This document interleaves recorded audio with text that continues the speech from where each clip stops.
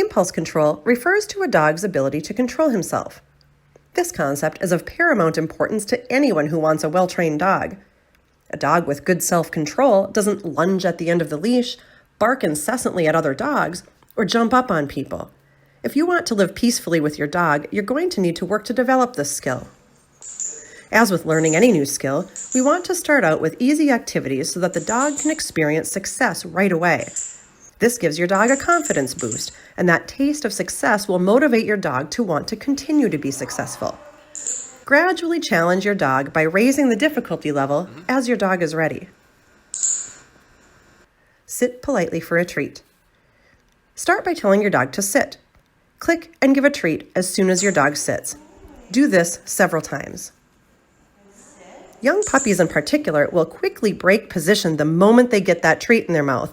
This is perfectly normal for an untrained dog, but you will want to help your pup build the impulse control to be able to stay put for more than a few seconds. Here's how to get started. Say sit as before.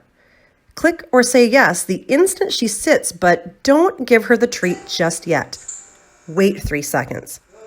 Then, click or say yes once again and give her the reward. Do this several times. Then, try increasing the wait time to 5 seconds. You can continue to increase the difficulty of this exercise by gradually increasing the duration of your dog's sit by just a second or two at a time. It's okay to give clicks, praise, and verbal encouragement. Just delay that treat reward a little bit more each time. A reasonable first goal is to get your dog to remain sitting for 30 seconds straight after several days of practice. This teaches your dog that sit means sit, not sit and then get up and do whatever he wants. You can then make this more challenging by gradually increasing your distance from your dog. Ask your dog to sit and then take one small step backwards. Assuming that your dog remains sitting, click and praise as you immediately return to him and give him a treat. If he gets up to follow you, calmly tell him no and put him back into a sit. Then try again. After several successful repetitions, you can gradually take a second step backward and then a third, and so on. In these early stages, it's important to return to your dog right away. You're working on distance here, not distance and duration. Once you can get all the way to the end of the leash, then you can start adding some duration to your distance. Sit politely for your dinner.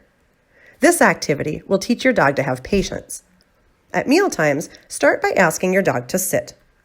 Begin to lower his food dish to the floor at an arm's length away at a normal speed. No need to draw this part out. Most dogs will want to break position and make a beeline for the food dish as soon as you begin to lower it towards the floor. Do not reward this impatience. Simply pick up the dish while calmly saying no or Tell your dog again to sit, and once again lower the food dish to the floor. The moment the dish touches the floor, assuming your pup has remained in a sit, give him his release word and let him eat up. Your first goal is for your dog to hold that sit just until the dish hits the floor and you release him.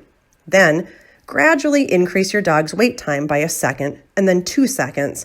Eventually, a 5-second sit at meal times is a very reasonable ultimate goal that will help teach your dog to be patient and keep his composure even when he's excited. Now let's consider some other training opportunities. Many dogs get excited when their leash comes out, but struggling to leash up an out-of-control dog can be frustrating.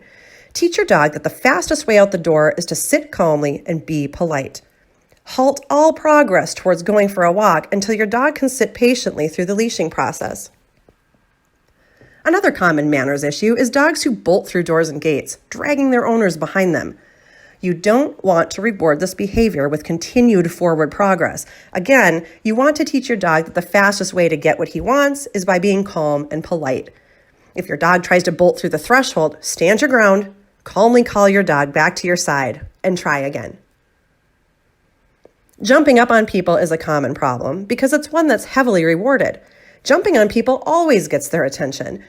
Remember, to some dogs, even negative attention is a reward, so yelling at your dog and pushing her off of you is unlikely to make her stop. In fact, that negative attention is actually pretty likely to reinforce the behavior. To put it briefly, if you withdraw all your attention and ignore your dog while she's jumping and only give her the attention she's seeking when she's being polite, You will soon teach your dog that the fastest way to get what she wants is by being calm and polite. Good manners comes with time, consistency, and lots of practice. Thanks for watching. Stay tuned for more videos.